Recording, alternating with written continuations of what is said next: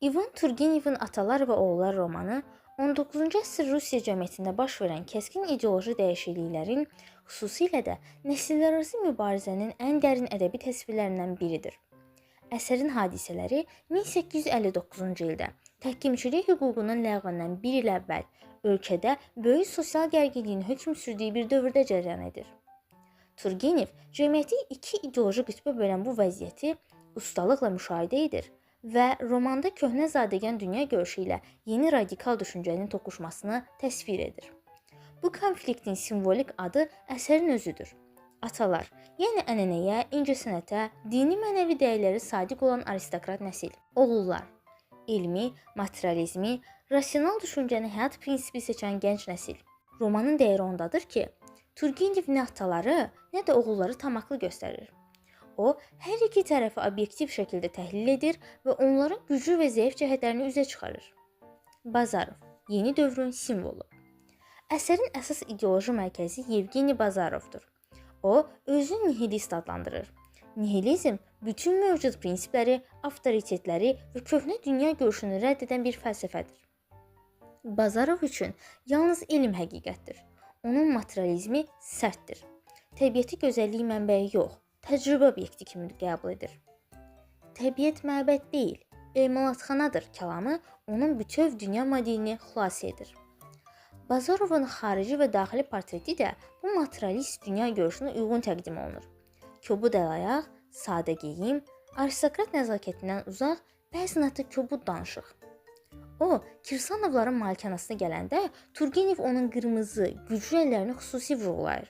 Bu əllər həm fiziki zəhmətin, həm də radikal ideologiyanın simvoludur.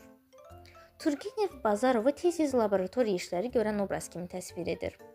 Onun qurbağaları kəsməsi, mikroskopla işləməsi, hər şeyi bioloji səbəblərlə izah etməyə çalışması təsadüfi deyil. O, insanı da yalnız fizioloji varlıq kimi görür və ruh anlayışını qəbul etmir. Bu baxış onu romantik duyğulardan uzaqlaşdırır. Kirsanovlar, ataların dünyası. Bazarovun qarşısında duran əsas ideoloji qüvvə Kirsanovlar ailəsidir. Pavel Petroviç köhnə zadəgan mədəniyyətinin ideal təmsilçisidir. Onun ingilis üslubunda geyinməsi, zərif davranışları, aristokrat əlləri onun üçün təkcə estetik deyil, həm də mənəvi dəyərdir. O, Bazarovun nihilizmlə mədəniyyətə qarşı təhlükə hesab edir və həyatın prinsiplərlə yaşanmalı olduğunu düşünür. Pavel Petroviçin gənclikdə yaşadığı uğursuz sevgi faciəsi də onun xarakterini kövrək və keçmişə bağlı edir. Nikolay Petroviç, Arkadinin atası, daha yumuşaq, daha romantik və incəsənəti sevən insandır.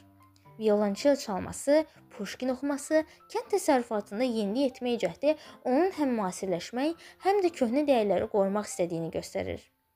Bazarov ona zəif hesab etsə də, Turgenev Nikolayı sevgi dolu və təbii bir obraz kimi təqdim edir. Feniçka Nikolayın sadə mənşəli həyat yoldaşıdır. O, aristokrat dünyasına aid olmasa da, təmizliyi, sadəliyi və ana obrazı ilə həm Bazarovun, həm də oxucunun rəğbətini qazanır. İdeoloji toqquşmalar.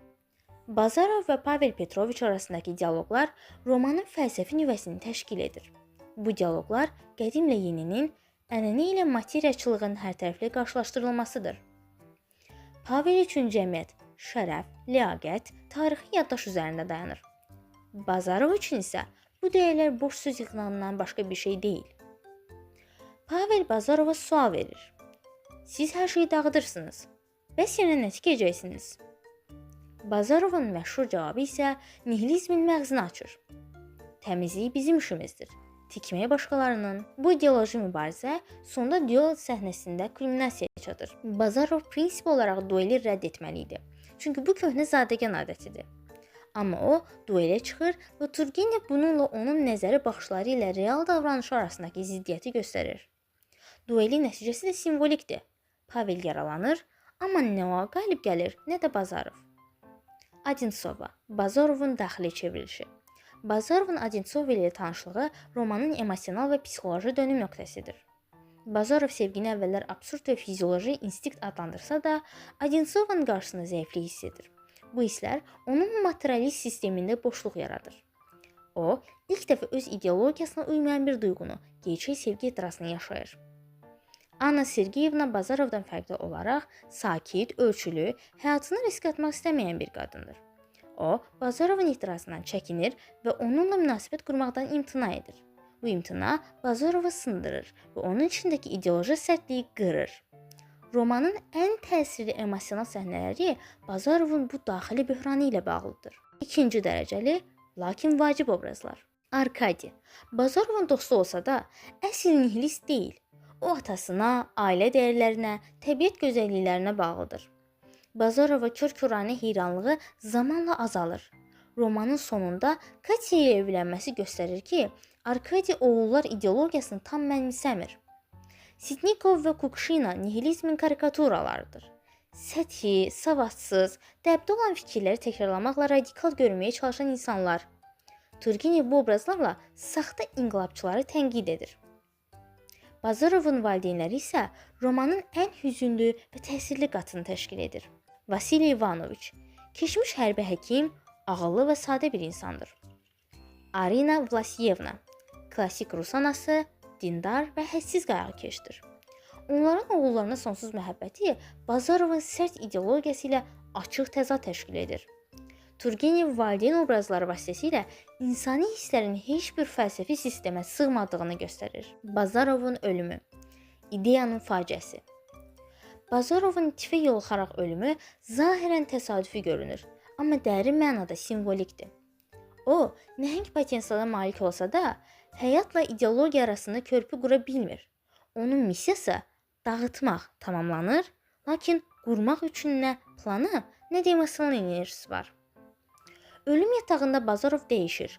O, valideynlərinə qarşı yumşalır, Odintsovanı son dəfə görmək istəyir, artıq elmi terminlərlə yox, insan kimi danışır. Bu məqam Bazarovun insaniliyinin, ideologiyanın isə məhdudluğunun sübutudur.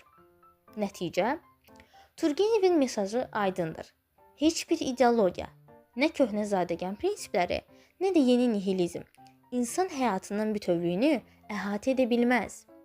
Cəmiyyət inkişaf etmək üçün həm keçmişin təcrübəsinə, həm də yeni nəslin enerjisinə ehtiyac duyur. Atalar və oğulların əsl faciəsi də bu iki qüvvənin bir-birini dinləməməsidir. Romanın aktuallıq səbəbi budur. Hər dövrdə nəsillər arasında belə toqquşmalar olur. Bu universal mövzu Turgenevin əsərini həm tarixi, həm də psixoloji baxımdan ölməz edib. Dinlədiyiniz üçün təşəkkürlər.